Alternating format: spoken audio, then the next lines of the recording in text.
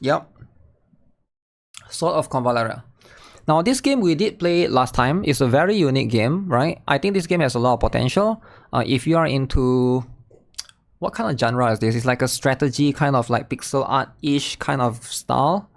And yeah, if you're in the market for that, I think this game might be able to do a decent job at delivering that. Okay, let's show you guys the game. Hopefully there's some gameplay. This is the latest trailer released today.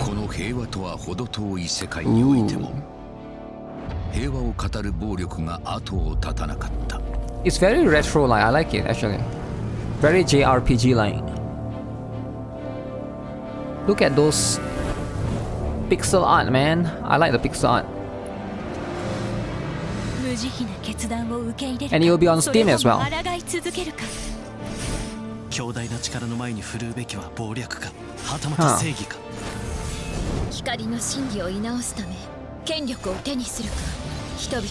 Wow.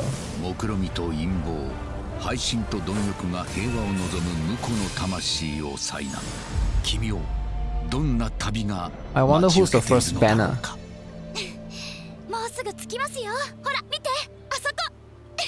This is way higher quality than it was before. That's the girl that you met at the early on, right?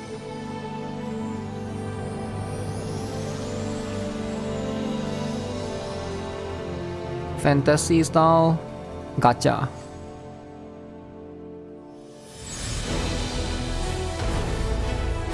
Okay, official release July 31st, guys. Set your calendars. July 31st.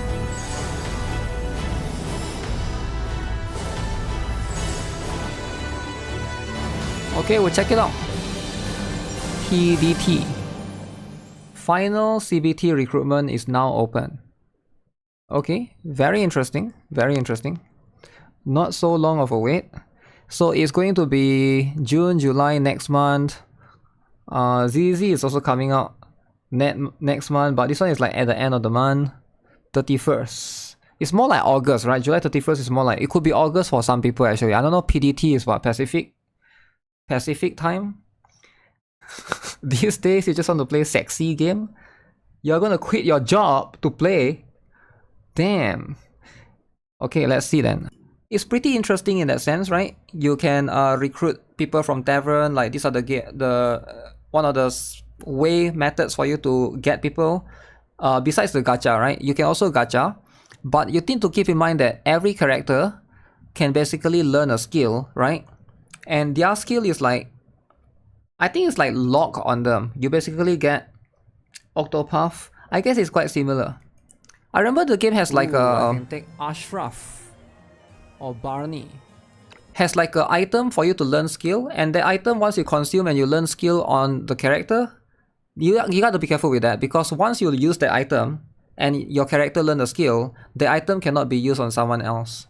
So it's like, you guys know in when you guys played Pokemon last time, there's one thing called a TM and one thing called a HM. I think that's the best way for me to explain it if you guys play Pokemon before. The TM is like you can use TM for your Pokemon to learn a skill, and once you use the TM, it's gone, right? It's something like that. So this game has that as well, which is quite dangerous actually. If you learn the skill on the wrong character or like a trash character, that thing is gone forever. The item is gone forever. That one need to be careful a little bit, right? If you make a mistake of learning the skill on the wrong curve shot, which deals 85% character on using the item, right? It's going to be gone forever. It is very punishing. Yeah, I'm not sure it's punishing or not, because I'm not sure how rare those things are, but it's there when I play it, right?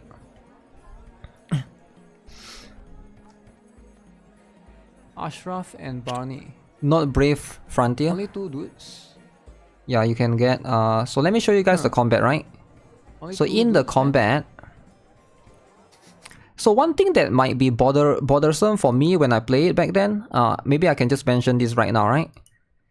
So you can send some characters to go and do these quests.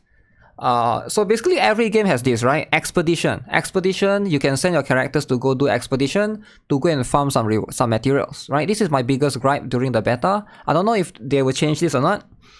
And that's fine, right? You can send characters and go and farm extra things. But the problem is if you send the characters, you cannot use them in battle. So be careful with that. Defeat the boss.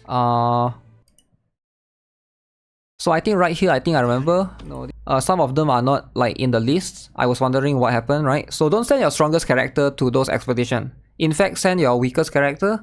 But I need to remember, I can't remember if the strongest character give you more rewards or not when you send them. But you can see this is the, before you start the battle, right? This is the screen. Genshin had that at the beginning. Oh, it did? But Genshin has been fixed, right, that one? This is... I wanted to make a joke, but it would be too much of a joke. You can't use most of the time your strongest. Yeah, you have to be careful with that. Because if you just press auto, and then they just send the strongest. There's also range characters, melee characters, right? You can move around. Some characters has further move range, etc. I like it actually. It's very strategic. Like for example, this is a thief, I think. This guy is a thief. He can move up the terrain further. And then you can engage in the enemy. Can't even one shot. I think this one I actually lost the battle. This particular one. But yeah, it's a very different game, I think. For a... I'm not sure what other games are similar to this. Looks like Final Fantasy Tactics. I guess so, eh? But you don't really see much of those games anymore nowadays. So I think it's quite refreshing to have a game like this come out. That a lot of players can enjoy for free, right? I do think it's a good thing. I just ignore these two bozo and I just come here, beat this and beat this, right? One thing that I didn't find out in the beta is the monetization of the game. I don't know like how they're gonna plan to monetize it. I'm guessing it's the same thing like monthly battle pass, those things, but it wasn't there on the beta as far as I know. So we're gonna see again. Forever for me to climb. We're gonna see how it's gonna be like. I forgot to get your drill done. What? You gotta get the drill done, man. I don't have healer, man. Ow. Huh. Yeah, for example, if you use an archer, you cannot... there's like high advantage as well. The enemies on the high ground will have an advantage over you as well. Yeah, it's a pretty fun, intuitive game.